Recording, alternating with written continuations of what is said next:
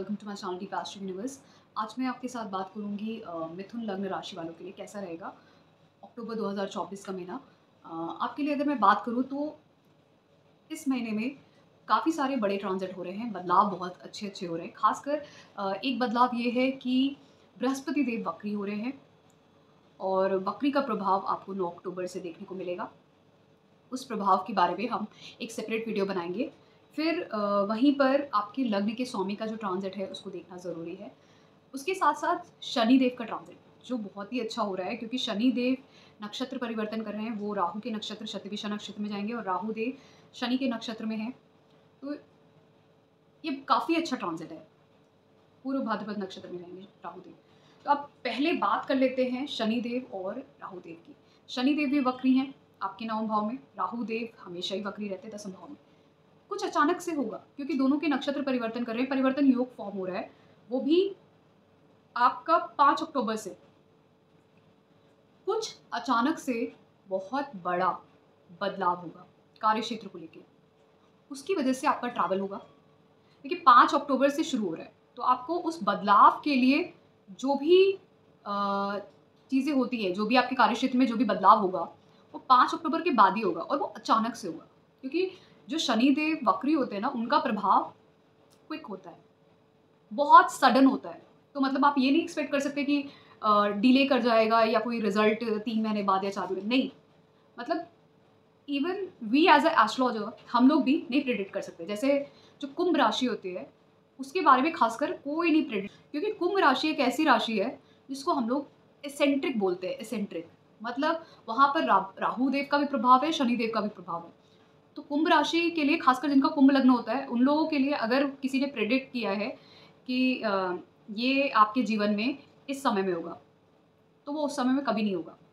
वो या उससे पहले हो जाएगा थोड़ा, या उसके बाद होगा थोड़ा, लेकिन उस समय में नहीं होगा, क्योंकि वो एक एसेंट्रिक साइन है जिसको राहु रूल करता है और शनिदेव रूल करते हैं। तो कुंभ राशि के लिए, कुंभ लग्न राशि वालों के लिए कभी भी प्रिडिक्शन ऐसा नहीं देना चाहिए कि इसी दिन होगा। अब क्योंकि आपके कुंभ राशि 9वें भाव में, वहाँ पे शनिदेव वक्री होकर बैठे हैं, अचानक से रिजल्ट देंगे और वो भी परिवर्तन योग फॉर्म कर रहा है राहु देव के साथ। राहु देव हमेशा ही वक्री रहते हैं 10वें भाव में। 5 अक्टूबर के बाद जब तक शनिदेव शतभिषा नक्षत्र में है, राहु देव के साथ उनका परिवर्तन योग फॉर्म कर रहा है, उसी बीच में ही अचानक से किसी दिन आपके कार्य क्षेत्र में बहुत बड़ा परिवर्तन होगा। भाग्य के साथ आपका कुछ बहुत अच्छा हो सकता है, आपके कार्य क्षेत्र में, जीवन में बहुत अच्छा बदलाव हो सकता है, अचानक से होगा।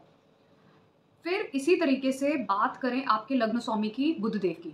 बुध देव सूर्य देव के साथ सामंजस्य में एक युति बनाते हुए चलते हैं, जिसकी वजह से बुधादित्य योग फॉर्म होता है।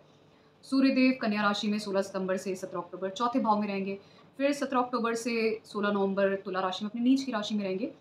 तो ये संक्रांति आती जाती रहती है, हर महीने ही आती है संक्रांति। सूर्य देव की जिस राशि में जाते हैं वो संक्रांति आती है। तो अब ये कन्या संक्रांति है 16 सितंबर को जब वो जा रहे हैं, और 17 अक्टूबर तक। फिर तुला संक्रांति है 17 अक्टूबर को, फिर वो 16 नवंबर तक वहीं पे ही रहेंगे तुला राशि में, अपनी नीच की राशि में। अब सूर्य देव क्योंकि आपके तीसरे भाव के मालिक हैं, खासकर एजुकेशन के लिए, ट्रेडिंग के लिए, एजुकेशन के लिए, घर परिवार के लिए, कुछ नया खरीदने के लिए, जब तक ये चौथे भाव में रहेंगे, बुध देव भी रहेंगे यहाँ पर 10 अक्टूबर तक। बुधादित्य योग फॉर्म करेगा। स्कूल में अगर आप हैं तो बहुत अच्छा करेंगे, ट्रेडिंग करते हैं तो आप बहुत अच्छा करेंगे, कुछ नया शुरू करना चाहते हैं, अपने स्किल्स को डेवलप करना चाह रहे हैं, बहुत अच्छा करेंगे। घर परिवार में कुछ मतभेद हो सकते हैं, मतलब ईगो क्लैशेस हो सकते हैं, क्योंकि आपका प्राइड हमेशा बड़ा रहेगा। इस वजह से आपकी बुद्धि का भी आप सही उपयोग कर पाएंगे, उसकी वजह से आप कुछ कर भी सकते हैं अपने घर परिवार में, अपने कंफर्ट्स के लिए कुछ नया भी कर सकते हैं। लेकिन जैसे ही सूर्यदेव नीच के हो जाएंगे तुला राशि में 17 अक्टूबर के बाद, तो बहुत सारे लोग जितना परिश्रम पहले कर रहे थे उतना परिश्रम करने के लिए नहीं सोचेंगे। कहीं ना कहीं उनका मन भटकेगा, पढ़ाई से मन भटकेगा, थोड़ा उतनी मेहनत नहीं करेंगे जितनी मेहनत करनी चाहिए। क्रिएटिव थोड़ा ज़्यादा हो जाएंगे, चीज़ों को क्रिएटिव तरीके से करना, मेहनत करेंगे लेकिन मेहनत को कम करने के लिए चीज़ों को थोड़ा क्रिएटिवली कैसे किया जा सकता है उसको करेंगे। लव रिलेशनशिप की तरफ जा सकते हैं, कुछ नया शुरू हो सकता है, अट्रैक्शन हो सकता है किसी के साथ। खासकर बैचलर्स और मास्टर्स, खासकर बैचलर्स और स्कूल के लिए की एजुकेशन के लिए बहुत अच्छा है, क्रिएटिव टाइम के लिए बहुत अच्छा है। तो ये युति आपके लिए खासकर सबसे अच्छा प्रभाव आपको तब देगी जब ये आपके चौथे भाव में होगी। जब ये आपके पंचम भाव में भी होगी तो भी आपको बहुत अच्छा प्रभाव देगी, और ख़ासकर लव रिलेशनशिप के लिए भी, और आपके बैचलर्स और स्कूल एजुकेशन के लिए भी, क्रिएटिविटी के लिए भी। लेकिन ध्यान देने वाली बात ये होगी कि क्योंकि ये नीच स्थान में होंगे, तो यहाँ पर सूर्यदेव एक अलग स्किल के साथ कुछ अलग तरीके से अपने ज्ञान को बढ़ाने की कोशिश करेंगे। तीसरे भाव का मालिक पंचम भाव में नीच का हो जाता है, तो यहाँ पे अगर लव रिलेशनशिप भी शुरू होता है, तो वो भी कुछ ऐसा होगा जहाँ पर आप अपने आप को एक फीमेल के लिए थोड़ा सा सॉफ्ट हो जाएंगे और थोड़ा सा सरेंडर कर देंगे। मतलब ऐसा होगा कि आप अपने ईगो को सामने वाले के लिए सरेंडर कर देंगे उस वक्त। मतलब एक इमोशंस में आके चीज़ों को बेहतर करने के लिए अपने रिलेशनशिप में, अपनी एजुकेशन में आप कुछ नया क्रिएटिव कर सकते हैं एजुकेशन में। और अपने रिलेशनशिप को आगे बरकरार रखने के लिए, उसके लिए भी आप अपने आप को अपनी जो ईगो को है ना, उसको सरेंडर कर देंगे, तो वहाँ पर ये आपके लिए बहुत अच्छा काम करेगा। तो कहने के लिए सूर्यदेव नीच के हो जाएंगे, लेकिन यहाँ पे प्रभाव आपको बहुत अच्छा मिलेगा पंचम भाव में। तो बहुत सारे लोग रिलेशनशिप में जाना चाहते हैं, कुछ आगे बढ़ना चाहते हैं, रिलेशनशिप को बढ़ाना चाहते हैं, तो ये उसके लिए बहुत अच्छा है। क्रिएटिविटी के लिए, कुछ क्रिएटिव स्किल्स के लिए बहुत अच्छा है। लेकिन आपकी एजुकेशन में वहाँ पर आप हो सकता है उतनी मेहनत ना करें, ठीक है, तो इसका ध्यान देने की ज़रूरत रहेगी। फिर क्योंकि मैंने शनिदेव और राहुदेव की बात कर ली, क्योंकि उनका इंटरकनेक्शन बन रहा है, फिर वहीं पे अगर मैं बात करूँ केतुदेव की, तो केतुदेव कन्या राशि में है। यहाँ पर कन्या राशि में रहते हुए उनकी एक बार युति शुक्रदेव के साथ होगी, दूसरी बार सूर्यदेव और बुधदेव के साथ होगी। तो कहीं ना कहीं क्योंकि इनके साथ युति होगी, तो शुक्रदेव के साथ जब होगी तो व्यय हो सकता है, आपका धन का व्यय हो सकता है, और ख़ासकर व्यय हो सकता है आपके किसी ना किसी तरीके से आपके मतलब हो सकता है, खासकर जब सूर्यदेव और बुधदेव का होगा, तो आपका व्यय होगा आपकी क्षमताओं में। मतलब आप जो क्षमता जिस तरीके से आप यूज़ कर रहे हैं अपने कार्य को करने के लिए, वहाँ पर आपका व्यय हो सकता है। आप हो सकता है उतनी मेहनत ना करें जितनी आपको करनी चाहिए स्कूल लेवल पे एजुकेशन में। तो इस तरीके के चांसेस दिखते हैं। वहीं पर अगर मैं बात करूँ बृहस्पति देव की, बृहस्पति देव का ट्रांजिट आपके 12वें भाव से हो रहा है। तो 12वें भाव से जब आपका बृहस्पति देव आपके 12वें भाव में, आप बृहस्पति देव दसम भाव और सप्तम भाव के मालिक हैं, तो कहीं न कहीं यहाँ पर आपके खर्चे हो सकते हैं, कार्यक्षेत्र को लेके, चाहे बिज़नेस हो, चाहे प्रोफ़ेशन हो, ट्रैवल्स हो सकते हैं, व्यय हो सकते हैं, एक्सपेंडिचर हो सकते हैं। वहीं पे बात करें शादी की, तो शादी के लिए ये समय आपका, अगर आप किसी प्रयास कर रहे हैं कोई अच्छा पार्टनर ढूँढने के लिए, तो वहाँ पर आपको सही पार्टनर नहीं मिल सकता है, वो व्यय हो सकता है। मतलब कोई मिले भी लेकिन आपको समझ में ना आए, पसंद ना आए, इस तरीके की चीज़ें हो सकती हैं। फिर उसके साथ-साथ बहुत सारे लोगों का जॉब अगर थी तो वहाँ पे लॉस हो सकता है और नई जॉब लग सकती है, इसके भी चांसेस बनते हैं। ट्रैवल हो सकता है जॉब के लिए, करियर के लिए। जिनकी शादी हो गई है, वो अपने स्पाउस के साथ अपने करियर के लिए बाहर जा सकते हैं, विदेश जा सकते हैं। दिखेगा 9 अक्टूबर के बाद भी, क्योंकि वक्री रहेंगे, लेकिन प्रभाव आपको कहीं न कहीं एक्सपेंडिचर्स और ट्रैवल का ज़रूर दिखेगा आपको। तो उसके बाद अब बात करते हैं आपके शुक्रदेव की। शुक्रदेव का मैंने आपको ट्रांज़िट बताया, पहले वो तुला राशि में रहेंगे। आपके कहीं न कहीं आप ये भी देखेंगे, तुला राशि क्योंकि आपके पंचम भाव में आती है और वो मूल त्रिकोण राशि है शुक्रदेव की। शुक्रदेव आपके 12वें भाव के मालिक हैं और आपके पंचम भाव के। यहाँ पर बहुत स्ट्रॉन्गली दिखता है कि बहुत सारे लोग अपनी एजुकेशन के लिए बाहर जा सकते हैं, बहुत सारे लोगों के बच्चे एजुकेशन के लिए बाहर जा सकते हैं, बहुत सारे लोगों का बदलाव हो सकता है जिसकी वजह से वो बाहर जा सकते हैं। क्रिएटिविटी के लिए कुछ लोगों का जो एक डिस्टेंट रिलेशनशिप था, वहाँ पर उनका आपस में मिलना हो सकता है, कुछ कॉन्टैक्ट हो सकता है, लव रिलेशनशिप बन सकता है इस समय में, अट्रैक्शन हो सकता है किसी के साथ, समवन जो दूर कहीं किसी और प्लेस पे हो, उसके साथ फार डिस्टेंस वाले किसी प्लेस पे। फिर इसी तरीके से क्योंकि शुक्रदेव वृश्चिक राशि में भी जाएँगे 13 अक्टूबर के बाद। अब क्योंकि ये पंचम भाव के मालिक हैं और 12वें भाव के, तो यहाँ पर व्यय हो सकता है आपके रिलेशनशिप का, वहाँ पर प्रॉब्लम्स आ सकती हैं। आपका कोई इंटरव्यू आपने दिया हो, वो वहाँ पर आपका वो इंटरव्यू सक्सेस ना करे, इस तरीके के भी चांसेस बनते हैं 13 अक्टूबर के बाद। हो सकता है आपने कोई एग्ज़ाम दिया, कोई पढ़ाई बैचलर्स में हैं आप कोई कुछ क्रिएटिव कुछ कर रहे हैं, वहाँ पर आपको सक्सेस ना मिले उस चीज़ के लिए। तो इस तरीके की चीज़ें बनती हैं। बहुत सारे लोगों को हेल्थ इश्यूज़ भी हो सकते हैं, ख़ासकर उनके बच्चों की हेल्थ इश्यू, और उनका माइंड डिस्टर्ब कर सकता है इस समय में, लड़ाई झगड़ा कर सकते हैं किसी के साथ। लेकिन ये अट्रैक्शन का योग बहुत स्ट्रॉन्ग दिखाता है, किसी ऑपोजिट जेंडर के साथ बहुत स्ट्रॉन्ग अट्रैक्शन और बॉन्ड कॉम्बिनेशन दिखते हैं शुक्रदेव का जब ट्रांजिट होगा, पहले तुला राशि में, फिर उसके बाद वृश्चिक राशि में। इसी तरीके से मंगलदेव की बात करें, मंगलदेव पहले मिथुन राशि में आपके लग्न में है। अब मंगलदेव आपके 11 भाव के मालिक है और आपके छठे भाव के मालिक है। जब ये लग्न में रहेंगे तो कहीं ना कहीं अपनी शत्रु राशि में रहेंगे। तो शत्रु राशि में क्योंकि वो यहाँ पर रहेंगे तो आपको ये ध्यान देने की ज़रूरत रहेगी, बहुत सारे लोगों का इस समय में बहुत सारा एक्सपेंडिचर और बहुत सारा अ, व्यय होने के साथ साथ आप ये भी देखेंगे कि आपका कोई इंटरव्यू है हुआ या कोई कंपटीशन था, वहाँ पे आप नहीं विन कर पाए। वहाँ पे हो सकता है आपको विजय प्राप्त ना हो, कोई कॉम्पिटिशन रहा हो, कोई जॉब इंटरव्यू कुछ भी, तो अच्छी पोज़ीशन ना मिलेगी जब तक ये आपके लग्न में रहेंगे। उसकी वजह से आपको गुस्सा बढ़ सकता है या फिर आपका कोई कोर्ट केस लिटिगेशन था, वहाँ पे आपको सक्सेस नहीं मिली, लॉस हो गया। कुछ चीज़ें हैं जो हो सकती हैं, क्योंकि मैं इसलिए बोल रही हूँ, मंगलदेव आपके लग्न में रहेंगे अपनी शत्रु राशि में, तो वो कहीं न कहीं आपका क्रोध बढ़ाएगा, आपका गुस्सा बढ़ाएगा और ख़ासकर हेल्थ इश्यू होने के चांसेस बनते हैं। तो जब आपका क्रोध बढ़ेगा तो आप ये ध्यान दें, उस क्रोध में उस एनर्जी को अगर आप व्यय करते हैं गुस्से में या किसी से चिड़चिड़ा स्वभाव दिखाकर, तो आपका बहुत सारा कार्य जीवन का वो विफल हो जाएगा, सक्सेस नहीं करेगा। तो छठा भाव आपका कंपटीशन का भी है, डेली लाइफ का भी, वहाँ पे डिस्टर्ब कर सकते हैं, हेल्थ डिस्टर्ब हो सकती है। कोर्ट केस लिटिगेशन में था, वहाँ पे हो सकता है आपको सक्सेस ना मिले। कुछ लोन डेब्ट पे लिया, वो सब चीज़ें परेशान कर रही हैं आपको, कंपटीशन दिया वो नहीं क्लियर हो पाया। इस तरीके की चीज़ें हो सकती हैं, डिस्टर्ब कर सकती हैं आपको। कुछ आपके पास अपॉर्च्युनिटी आई लेकिन हाथ से चली गई, वो डिस्टर्ब कर सकती है, आपकी मेंटल हेल्थ को डिस्टर्ब कर सकती है, चिड़चिड़ा स्वभाव हो सकता है, गुस्सा आ सकता है आपको। और बहुत सारी चीज़ें इस पे भी डिपेंड करती हैं आपकी महादशा अंतर्पितंत्र क्या है। लेकिन क्योंकि मंगलदेव अपने शत्रु राशि लग्न में रहेंगे तो आपका क्रोध और चिड़चिड़ापन ज़रूर बढ़ेगा। इसको ध्यान देने की ज़रूरत है। फिर उसके बाद यही मंगलदेव नीच के हो जाएँगे 20 अक्टूबर को अपनी कर्क राशि में जब जाएँगे दूसरे भाव में। यहाँ पर कहीं न कहीं आपके फैमिली के में किसी के साथ मनमुटाव होना, लड़ाई-झगड़ा होना, किसी की हेल्थ डिस्टर्ब होना फैमिली में, इस तरह की चीज़ें हैं। लेकिन आपका धन का व्यय भी अपनी फैमिली के लिए हो सकता है।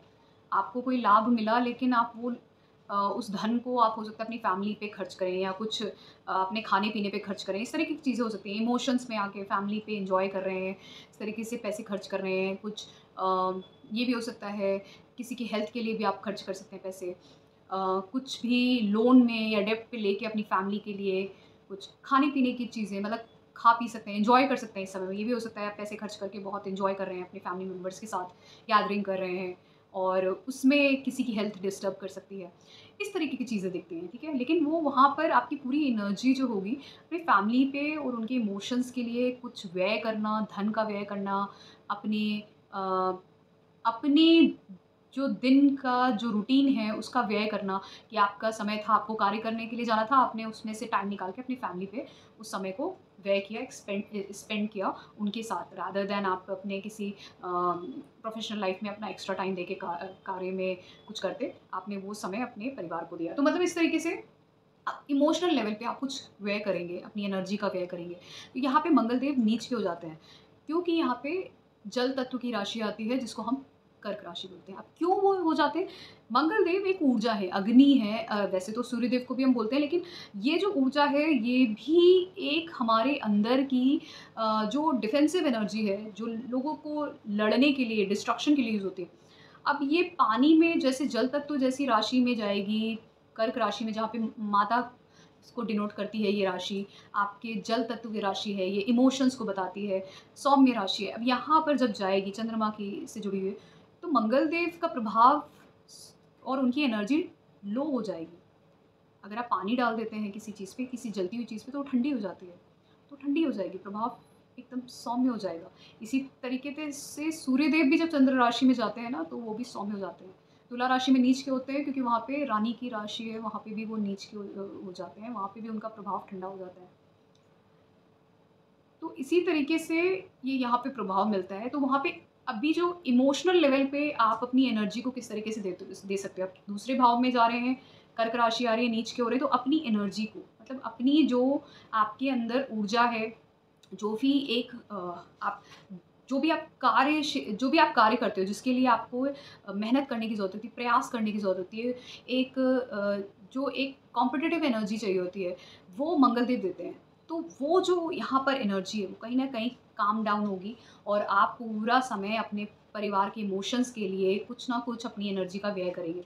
अब वो 11वें भाव की ऊर्जा है क्योंकि मंगल देव की, तो यहाँ पर धन का व्यय और कहीं न कहीं उनके साथ सोशली कुछ गैदरिंग करना, पार्टी करना, एन्जॉय करना, इस तरीके की चीज़ें, धन को खर्च करके कुछ करना उनके साथ, इस तरीके की चीज़ें आप कर सकते हैं। लेकिन उसमें लड़ाई-झगड़ा भी हो सकता है, ठीक है? लड़ाई-झगड़ा भी होगा, बहुत कुछ होगा, लेकिन इस तरीके की चीज़ें भी होंगी, तो वो बहुत अच्छा समय दिखता है फिर भी। लेकिन आपको अपने बोलने पे खासकर ध्यान देना होगा। दूसरे भाव में जब भी मंगल देव होते हैं, तो बोलने पे ज़्यादा ध्यान दीजिए कि किस तरीके से बोल रहे हैं आप।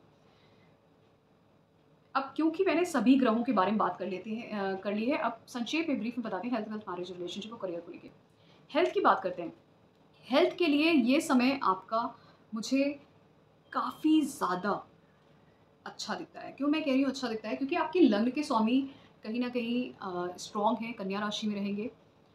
फिर उसके बाद वो तुला राशि में जाएँगे, थोड़ा-सा कमज़ोर होंगे क्योंकि सूर्यदेव के साथ युति रहेगी, तो सूर्यदेव नीचे होंगे, लेकिन फिर भी पंचम भाव में रहेंगे, अच्छा रहेगा। छठा भाव देखें, तो छठे भाव के मालिक मंगलदेव बनते हैं। मंगलदेव कब नीच के हो रहे हैं? मंगलदेव नीच के हो रहे हैं आपके 20 अक्टूबर से। तो 20 अक्टूबर के बाद कहीं जाके जब इस महीने का अंत होने लगेगा, तब उसका प्रभाव दिखेगा। तो हो सकता है कुछ मंगलदेव के प्रभाव की वजह से कुछ खरोच आना, चोट आना, मोच आना, इस तरीके की चीज़ें हो सकती हैं। बाकी और जो रैशेज़, ब्लड रिलेटेड इश्यूज़ होना, रैशेज़, पिंपल्स, इस तरीके की चीज़ें, बाकी मुझे बहुत स्ट्रॉन्गली हेल्थ इश्यू नहीं दिखते हैं। वेल्थ की बात करें, वेल्थ का इंस्टेड यहाँ पे मुझे व्यय होते हुए एक्सपेंडिचर दिखता है बहुत ज़्यादा। मिथुन लग्न राशि वालों के लिए बहुत ज़्यादा व्यय दिखता है क्योंकि ट्रैवल्स भी हो रहे हैं। बृहस्पति देव 12वें भाव में, ट्रैवल्स हो रहे हैं, खर्चे हो रहे हैं, बदलाव हो रहे हैं कार्यक्षेत्र को लेके। धन का व्यय अपने परिवार पे, अपने ऊपर खर्च कर रहे हैं। तो इस तरीके की चीज़ें ज़्यादा दिखती हैं, व्यय होना। धन का व्यय ज़्यादा दिखता है। धन आने से ज़्यादा व्यय ज़्यादा दिखता है, एक्सपेंडिचर ज़्यादा होते हुए दिखता है मुझे यहाँ पे। फिर मैरिज रिलेशनशिप की बात करते हैं। मैरिज की बात करें, मैरिज के लिए समय मुझे नहीं दिखता है क्योंकि बृहस्पति देव का ट्रांज़िट आपके 12वें भाव से हो रहा है। तो ये समय आपके मैरिज के लिए नहीं है, very not very strong. Marriage हो गई है तो भी वहाँ पे एक सेपरेशन जैसा फ़ील होगा या उनके साथ आप स्पाउस के साथ कहीं बाहर जा सकते हैं, सेपरेशन जैसा हो सकता है किसी वजह से। रिलेशनशिप में है तो वहाँ पर राशि आती है शुक्रदेव की। शुक्रदेव जब तक कि तुला राशि में रहेंगे, अच्छा प्रभाव रहेगा। कुछ नए रिलेशनशिप बन सकते हैं, चाइल्ड बर्थ के लिए भी अच्छा है जिनकी शादी हो गई है, एजुकेशन के लिए भी अच्छा है। फिर उसके बाद जब ये शुक्रदेव वृश्चिक राशि में जाएँगे, कुछ अट्रैक्शन भी होगा, लेकिन कुछ लड़ाई-झगड़ा भी हो सकता है। अट्रैक्शन भी बहुत ही स्ट्रॉन्ग रहेगा लेकिन लड़ाई-झगड़ा भी होगा। दृष्टि क्योंकि सामने से बृहस्पति देव की रहेगी और क्योंकि वो तो मंगल देव की राशि पे रहेंगी, उनकी दृष्टि रहेगी वृश्चिक राशि पे और साथ में शुक्रदेव रहेंगे। तो एक अट्रैक्शन तो रहेगा, लेकिन वहाँ पे थोड़ा बहुत मतभेद भी हो सकता है। लव रिलेशनशिप में, अपने बच्चों के साथ हो सकता है, लव रिलेशनशिप में हो सकता है। इसी तरीके से अगर मैं बात करूँ करियर की, तो करियर में मैंने जैसे बोला 5 अक्टूबर से बहुत बड़ा बदलाव आपके कार्यक्षेत्र में आएगा। अचानक से कुछ आपको अपॉर्च्युनिटी मिल सकती है। अचानक से अगर आप जॉब चेंज करना चाह रहे थे, जॉब चली गई थी, नई जॉब के लिए प्रयास कर रहे थे, अचानक से लग जाएगी। मैं अचानक से वर्ड इसलिए यूज़ कर रही हूँ, सडन ट्रांसफॉर्मेशन जिसको क्विकली बोलते हैं, अचानक से बोलते हैं, वो इसलिए है क्योंकि शनिदेव वक्री हैं। शनिदेव वक्री हमेशा रिज़ल्ट तुरंत और अचानक से सडन देते हैं, वो भी कुंभ राशि में। कुंभ राशि को मैंने बहुत अच्छे से एक्सप्लेन किया, मैं कभी एक सेपरेट वीडियो बनाऊँगी। एस्ट्रोलॉजर्स कुंभ राशि के बारे में कुछ भी बोलते रहते हैं, लेकिन मैं आपको बता रही हूँ, अगर आपकी कुंभ राशि है, कुंभ लग्न है या कुंभ राशि में कोई ग्रह बैठा है, उस ग्रह के बारे में अगर आपका लग्न और चंद्र राशि है, तो आपके बारे में और अगर वहाँ पे कोई भी ग्रह बैठा है, तो उस ग्रह के बारे में कोई भी प्रिडिक्शन नहीं दे सकता है, कभी जीवन में। और एक्यूरेट प्रिडिक्शन तो बिल्कुल भी नहीं दे सकता है क्योंकि क्योंकि वो जो कुंभ राशि है उसको राहु देव और शनिदेव को रूल करते हैं। तो अगर किसी ने बोला कि आपके साथ ये इवेंट होगा इस एज में, वो 1 साल पहले भी हो सकता है, वो 1 साल बाद भी हो सकता है, ठीक है? वो उस समय बिल्कुल भी नहीं हो सकता है क्योंकि राहु देव और शनिदेव का प्रभाव जो होता है वो एसेंट्रिक होता है। कभी भी कुछ भी हो सकता है, ठीक है? तो कुंभ के लिए कभी भी इस तरीके से प्रेडिक्शन नहीं देना चाहिए। तो खासकर बहुत